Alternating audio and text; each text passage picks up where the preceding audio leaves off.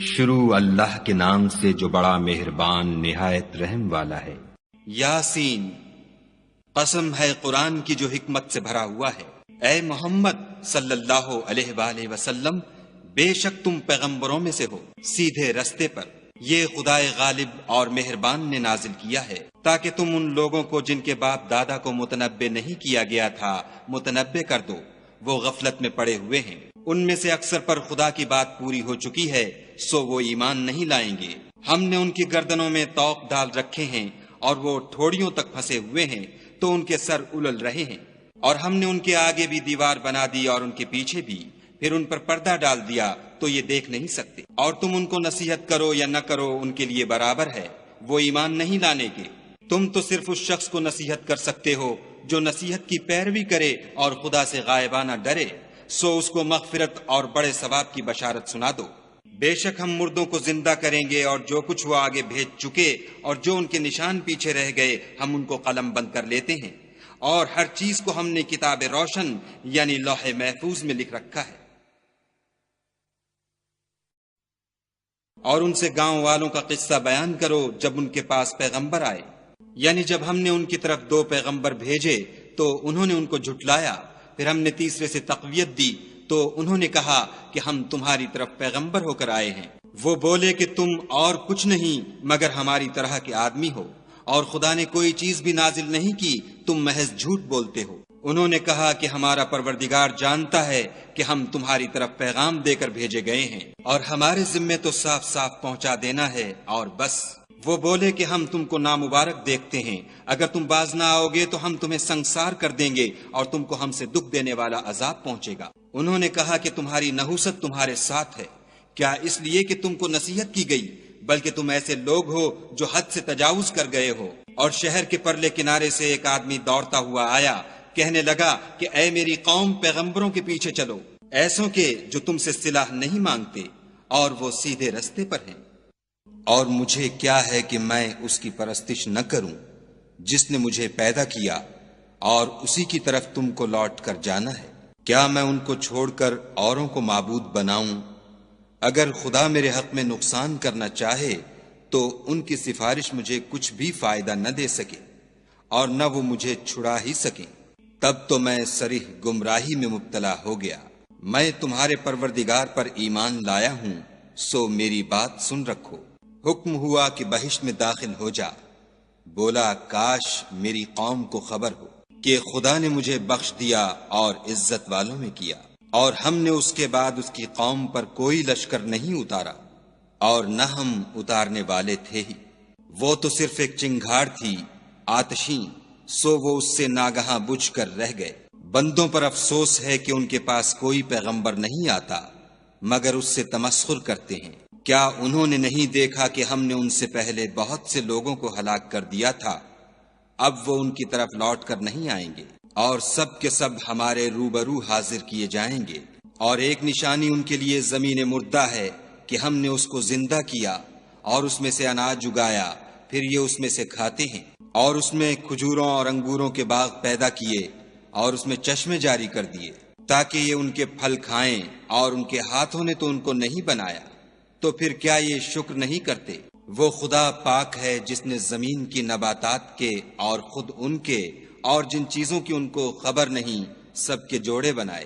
اور ایک نشانی ان کے لیے رات ہے کہ اس میں سے ہم دن کو کھینچ لیتے ہیں تو اس وقت ان پر اندھیرا چھا جاتا ہے، اور سورج اپنے مقرر رستے پر چلتا رہتا ہے۔ یہ خدائے غالب اور دانا کا مقرر کیا ہوا اندازہ ہے۔ اور چاند کی بھی ہم نے منزلیں مقرر کر دیں، یہاں تک کہ گھٹتے گھٹتے کھجور کی پرانی شاخ کی طرح ہو جاتا ہے۔ نہ تو سورج ہی سے ہو سکتا ہے کہ چاند کو جا پکڑے، اور نہ رات ہی دن سے پہلے آ سکتی ہے، اور سب اپنے اپنے دائرے میں تیر رہے ہیں۔ اور ایک نشانی ان کے لیے یہ ہے کہ ہم نے ان کی اولاد کو بھری ہوئی کشتی میں سوار کیا، اور ان کے لیے ویسی ہی اور چیزیں پیدا کیں جن پر وہ سوار ہوتے ہیں، اور اگر ہم چاہیں تو ان کو غرق کر دیں، پھر نہ تو ان کا کوئی فریاد رس ہو اور نہ ان کو رہائی ملے، مگر یہ ہماری رحمت اور ایک مدت تک کے فائدے ہیں۔ اور جب ان سے کہا جاتا ہے کہ جو تمہارے آگے اور جو تمہارے پیچھے ہے اس سے ڈرو تاکہ تم پر رحم کیا جائے، اور ان کے پاس ان کے پروردگار کی طرف سے کوئی نشانی نہیں آئی مگر اس سے منہ پھیر لیتے ہیں۔ اور جب ان سے کہا جاتا ہے کہ جو رزق خدا نے تم کو دیا ہے اس میں سے خرچ کرو، تو کافر مومنوں سے کہتے ہیں کہ بھلا ہم ان لوگوں کو کھانا کھلائیں جن کو اگر خدا چاہتا تو خود کھلا دیتا۔ تم تو صریح غلطی میں ہو۔ اور کہتے ہیں اگر تم سچ کہتے ہو تو یہ وعدہ کب پورا ہوگا؟ یہ تو ایک چنگھاڑ کے منتظر ہیں جو ان کو اس حال میں کہ باہم جھگڑ رہے ہوں گے آ پکڑے گی، پھر نہ تو وصیت کر سکیں گے اور نہ اپنے گھر والوں میں واپس جا سکیں گے۔ اور جس وقت سور پھونکا جائے گا یہ قبروں سے نکل کر اپنے پروردگار کی طرف دوڑ پڑیں گے، کہیں گے اے ہے ہمیں ہماری خوابگاہوں سے کس نے جگا اٹھایا؟ یہ وہی تو ہے جس کا خدا نے وعدہ کیا تھا اور پیغمبروں نے سچ کہا تھا۔ صرف ایک زور کی آواز کا ہونا ہوگا کہ سب کے سب ہمارے روبرو آ حاضر ہوں گے۔ اس روز کسی شخص پر کچھ بھی ظلم نہیں کیا جائے گا اور تم کو بدلہ ویسا ہی ملے گا جیسے تم کام کرتے تھے۔ اہل جنت اس روز عیش و نشاط کے مشغلے میں ہوں گے، وہ بھی اور ان کی بیویاں بھی سایوں میں تختوں پر تکیے لگائے بیٹھے ہوں گے۔ وہاں ان کے لیے بیوے اور جو چاہیں گے موجود ہوگا۔ پروردگار مہربان کی طرف سے سلام کہا جائے گا اور گناہ گارو تم آج الگ ہو جاؤ۔